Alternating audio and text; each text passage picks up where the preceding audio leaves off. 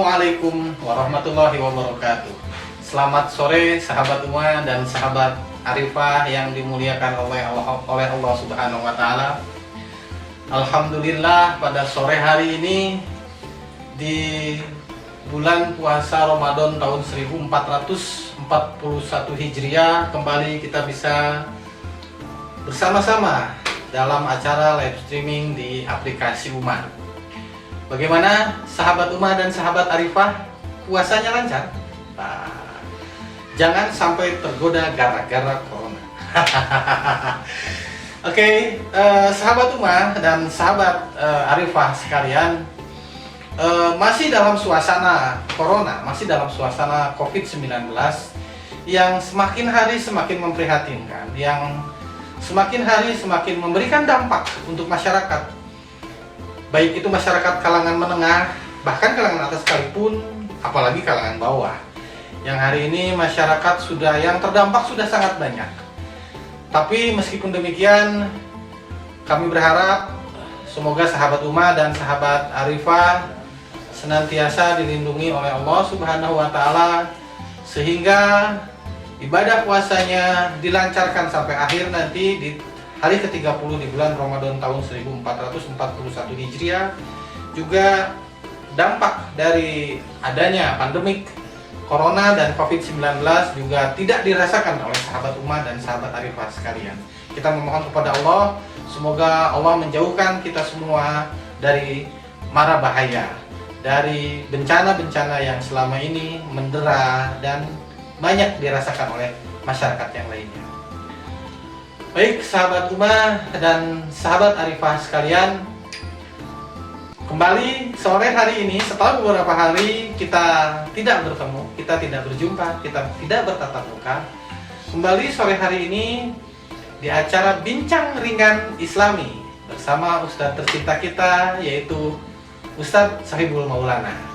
Assalamualaikum Ustadz Sohib. Waalaikumsalam. Gimana kabarnya? Alhamdulillah. Puasanya lancar? Alhamdulillah. Tidak terkena lockdown. Tidak kena PSBB juga sahurnya ya. Seperti yang Ustadz pernah sampaikan tempo hari bahwa PSBB itu berlaku untuk kita, tapi dengan Allah senantiasa kita mendekatkan. Amin. Insya Allah. Masya Allah. Lalu sejauh ini gimana Ustadz? Beberapa hari ini kan kita nggak ketemu nih. Ini hari Senin berarti ya, kemarin terakhir kita ketemu hari Rabu, Kamis, Jumat, Sabtu, Ahad. Nah, berarti 4 hari nih kurang lebih tidak ada interaksi nih dengan sahabat Uma dan sahabat Arifah. Betul. Kangen rasanya, rindu rasanya. Sekarang insya Allah terobati.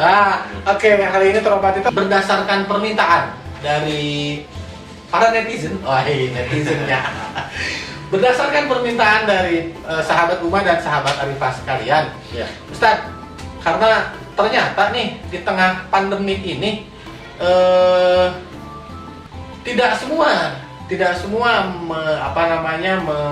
merasakan atau tidak semua menyikapi itu dengan serius. Ya.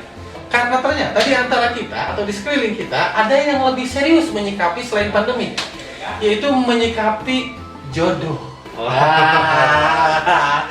Sahabat Uma dan sahabat Arifah nih, barangkali ada yang belum punya jodoh atau ada yang belum berjodoh. Nah, kita dengarkan sama-sama tipsnya nih dari Ustadz.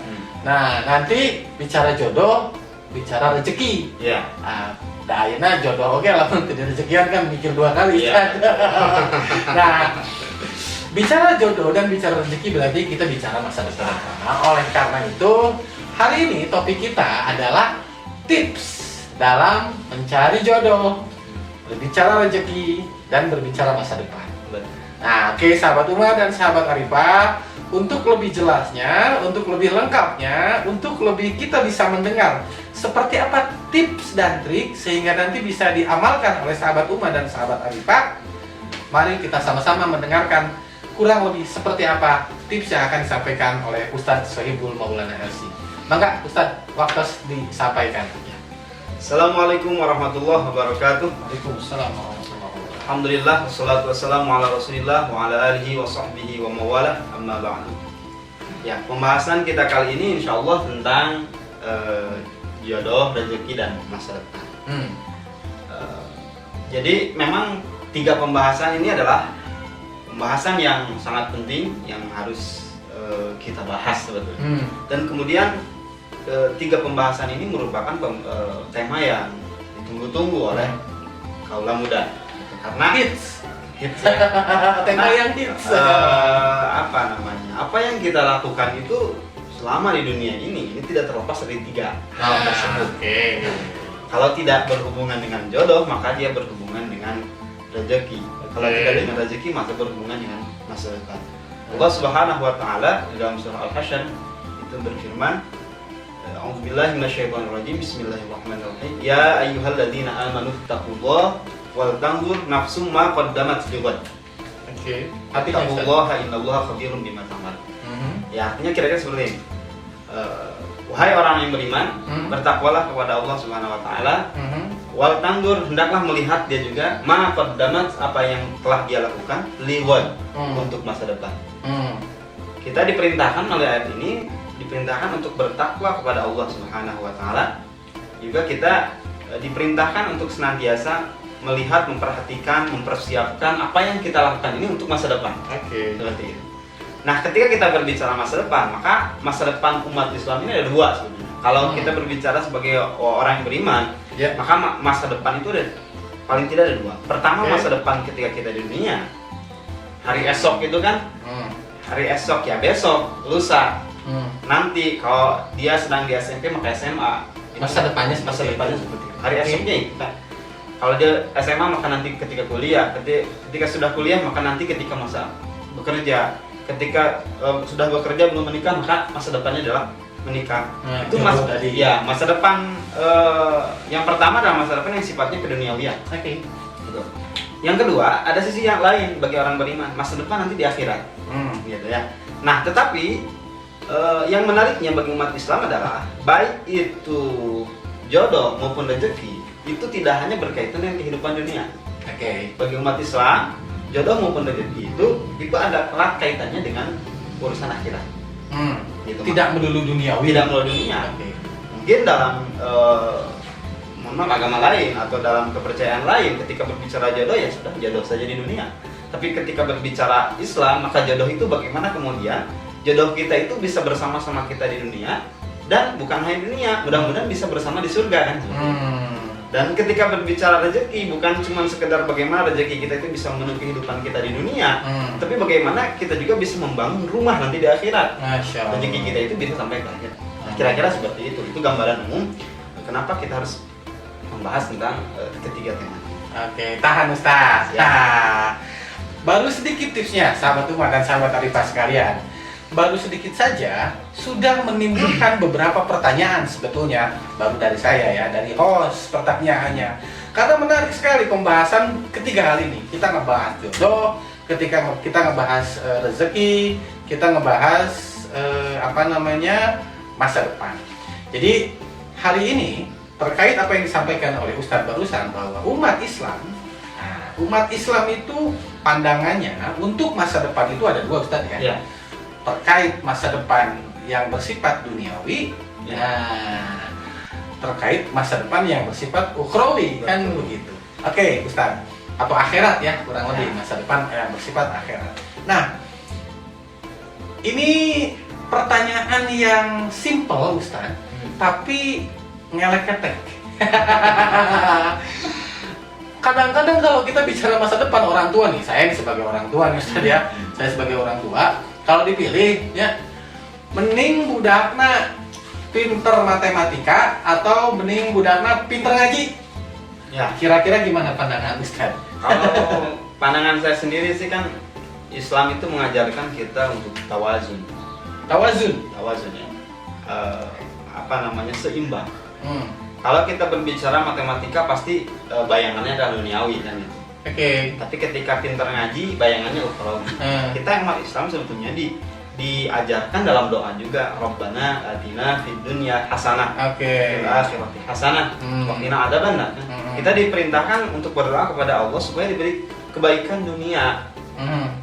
Bukan hanya kebaikan dunia, tetapi kebaikan juga di akhirat. Artinya matematika perlu, tapi ngaji juga lebih perlu menurut saya gitu. Jadi tidak bisa kemudian dipisahkan satu sama lain, karena tidak diakui atau tidak, atau Mhm. mau tidak mau kita sedang ada di dunia, Mhm. gitu. Maka kita perlu ilmu-ilmu keduniaan seperti itu. Nah, karena begini Ustadz, ini erat kaitannya dengan perihal jodoh nih Ustadz. Nah, erat kaitannya dengan perihal jodoh. Jadi ketika mungkin ada yang berpersepsi begini, lah cenah memisahkan ayeuna urang ngapalkeun pintar matematika, next mungkin kita tidak akan sulit untuk mencari pekerjaan. Pertimbangannya kan begitu. Kemudian kita juga tidak sulit untuk mendapatkan rezeki, sehingga akhirnya karena sudah mendapatkan rezeki, mudah untuk mendapatkan rezeki, kemudian nggak akan susah juga untuk mencari jodoh, kan begitu. Karena kadang-kadang pada akhirnya kan ada yang berpikiran seperti itu. Nah, dengan kondisi seperti itu, bagaimana kita menyikapinya kira-kira Ustaz? Ya, kalau kita lihat dalam Al-Quran sendiri, sebetulnya manusia itu diberikan pilihan. Siapa yang mau mengejar dunia, silahkan kejar dunia, tapi dia hanya mendapatkan dunia. Tapi ketika manusia mau mengejar akhirat, maka Allah berikan dunia dan akhirat, kira-kira seperti itu. Nah, jadi bisa jadi ada orang yang kemudian belajar ilmu tertentu, ilmu keduniawian tanpa ngaji, tanpa belajar agama, tanpa memperdalam agama. Kemudian dari urusan rezekinya gampang, urusan rezekinya mudah. Iya betul, karena itu berkaitan dengan persoalan keduniawian, maka diselesaikan dengan cara duniawi gitu. Cuman kan kita bukan cuma berbicara tentang masalah mudah atau tidak ada rezeki, tetapi berbicara tentang berkah atau tidaknya rezeki. Siap. Tahan Ustaz. Semakin seru saja sahabat Umar dan sahabat Arifah sekalian. Jadi kalau kita bicara seperti yang saya sampaikan barusan, agama Islam memberikan kesempatan kepada kita untuk memilih tadi ya. Kita mau memilih dunia saja atau kita memilih akhirat. Jadi ilustrasinya mungkin begini. Kalau kita mau minta gelas, Allah masihkan gelasnya. Tapi lamun misalkan ayeuna urang nyukeun cayeut, nya meureunnan cayeut masih aya cayeut gitu kan. Entong ayeuna macan waktuna kayak maghrib. Nah, kalau kita minta air minum barangkali ketika kita meminta gelas sama Allah, Allah akan memberikan gelas. Ya, mungkin nggak gelas juga, tekona langsung. Tapi kalau kita minta air minum, jangan teko-tekona ya. Jadi itu sahabat Umar. Jadi tidak usah khawatir. Ketika memang sekarang sahabat Umar berpikir bahwa ilmu keduniawian itu mungkin lebih akan bisa memberikan kesempatan atau peluang mendapatkan rezeki dan jodoh, tidak begitu ketika memang kita seimbang antara ilmu akhirat dan ilmu duniawi. Karena persoalan jodoh kan begitu. Allah atau agama Islam sudah memberikan tuntunan. Nah, kira-kira Allah sudah memberikan tuntunan terkait bagaimana manusia dalam menyikapi jodoh. Kira-kira gimana umat Islam tuntunan yang diajarkan oleh agama Islam dalam menyikapi jodoh? Kalau jodoh sendiri kan kalau jodoh itu bahasa Indonesia ya? Jodoh bahasa Indonesia. Bahasa Indonesia. Kalau bahasa Arabnya? Saya kurang tahu ya. Dalam bahasa Arab kira-kira kata apa yang bisa mewakili? Zauji mungkin. Itu pasangan. Pasangan. Oh. Kalau jodoh, apakah berarti pasangan doang? Belum tentu juga ya. Belum tentu. Saya beli motor misalkan. Berjodoh atau tidak? Ya. Nggak mungkin saya pasangan motor gitu. Iya, benar. Kalau saya lihat di KBBI, ya jodoh itu kan kalau tidak pasangan itu sesuatu yang cocok buat kita. Itu jodoh. Hanya kalau kita melihat jodoh itu memang berasal dari bahasa kita yang tidak mungkin kemudian kita cari padanannya di bahasa lain. Sama seperti kalau dalam bahasa Sunda ada istilah uwa. Uwa itu kan kakaknya ibu, kakaknya bapak atau kakaknya bapak. Ya. Kalau kita mau mencari dalam bahasa Indonesia, uwa itu kira-kira kata apa? Bude bahasa Jawanya. Bude bahasa Jawa. Bule, bule mah hidung. Kalau paman kan adik ayah atau adik ibu. Kalau om bisa adik bisa kakak kan itu. Nah kalau uaknya sendiri kan nggak ada. Nah jadi itu kalau persoalan jodoh itu kan kalau jodoh ini berkaitan dengan pasangan hidup ya. Maka sebetulnya begini, jodoh itu bagian dari rezeki. Jodoh bagian bagi saya itu jodoh itu bagian dari rezeki. Artinya ketika kita berkaitan dengan rezeki, ini sekalian aja. Maka kata Imam Al-Ghazali, rezeki itu ada 4 macamnya. Pertama, ada rezeki yang dijanjikan oleh Allah. Dijanjikan. Ya, disebutnya madmun. Rezeki yang madmun yang dijanjikan oleh Allah Subhanahu wa taala, dan rezeki ini pasti didapatkan oleh semua manusia, bahkan oleh semua makhluk yang ada di muka bumi. Meskipun tidak diminta. Ya, wa ma min dabbatin fil ardi illa 'ala Allahi rizquha. Ya. Tidaklah satu binatang pun hidup di muka bumi ini kecuali atas Allah lah rezekinya. Ya. Semua ini jaminan Allah. Ketika Allah Subhanahu wa taala memerintahkan kita untuk beribadah, itu pasti Allah menjamin kita dapat makan.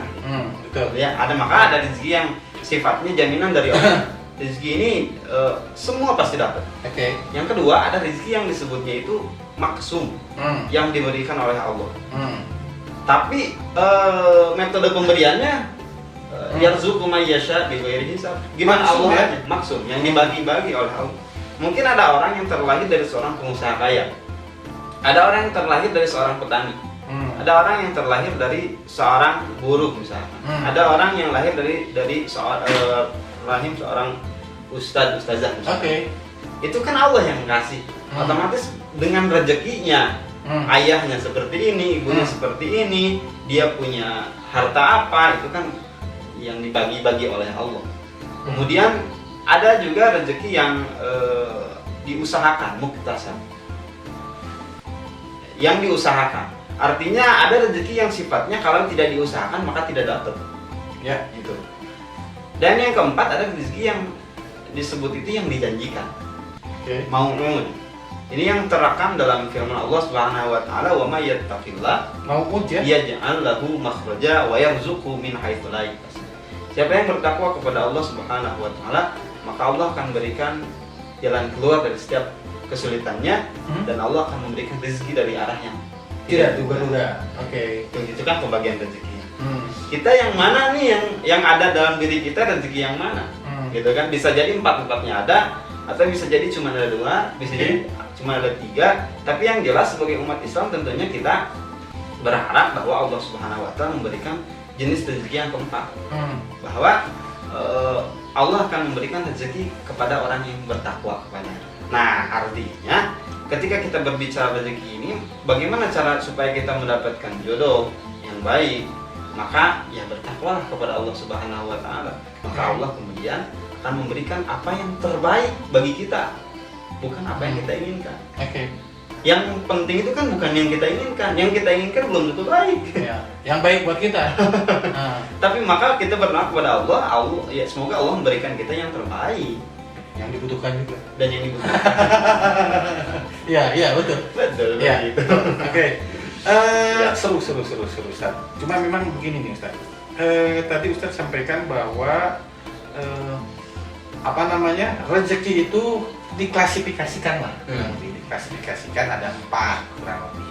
Nah, ketika memang kita mencoba mengklasifikasikan, bukan kita barangkali dalam hal ini referensinya ada yang mereferensikan bahwa kurang lebih rezeki itu dibagi 4. Nah, untuk jodohnya itu sendiri, referensinya maksudnya ke kategori yang mana? Ke semuanya atau gimana Ustaz? Apakah sudah dijanjikan, ataukah memang sudah diatur oleh Allah, ataukah memang harus diusahakan? Lamun diusahakan tuh menang-menang, kumaha eta? Nasi berarti Ya jelas tuh. begini kan, kalau kita lihat di realita kehidupan, bahkan para ulama juga ada yang sampai tidak menikah. Ya, Imam betul. Nawawi kan tidak menikah. Betul. Kemudian Ibnu Taimiyah, beliau tidak menikah. Jadi ada ulama-ulama Islam juga yang kemudian tidak menikah. Nah, Tapi itu bukan karena terpayu. nah catat nih sahabat umat. Tapi memang pilihannya ada Ya. di dalam fikih itu perbedaan pendapat mengenai apakah nikah itu bagian dari ibadah Oke. atau bagian dari kewajiban gitu. Saya apalagi ini cuman tidak lantas kemudian ketika dia tidak menikah statusnya sama dengan ketika dia tidak sholat. Oke, Ya, betul. kalau orang tidak sholat maka ya kafir ya. Ya. Tapi oke. kalau orang tidak menikah itu tidak menjadi persoalan. betul. Itu di dalam fikih gitu. Oke. Nah, jadi kalau misalkan kita berbicara apakah rezeki itu termasuknya yang mana 1, 2, 3, 4, menurut saya kita tidak tahu karena itu berkaitan dengan takdir kita. Yang jelas kita harus berupaya, berusaha. Apakah jodoh kita itu termasuk yang dijanjikan oleh Allah, pasti bakal dapat lah gitu. Atau maksum ini diberi oleh Allah tanpa kita ikhtiar pun tiba-tiba kita dijodohkan dengan siapa gitu. Jadi gue gelisnya Gelis. tapi boneka gelis. Atau yang perlu diusahakan kan tidak tahu juga. Ya, oke. Karena kita tidak tahu. Makanya kalau kita lihat dalam hadis tentang penciptaan manusia di umur 4 bulan itu kan Allah mengutus malaikat menyuruhnya untuk menuliskan 4 hal, ajalnya, amalnya, rezekinya, kan? Kemudian apakah dia termasuk orang yang celaka atau orang yang berbahagia gitu nanti. Seperti itulah kira-kira. Nah, namun tadi kita hendaknya kita mencari jodoh yang jadi ya bicara jodoh tetap harus diusahakan ya. Harus diusahakan. Jangan sekarang murukusunu. Aduh, nah murukusunu itu bahasa mana murukusunu.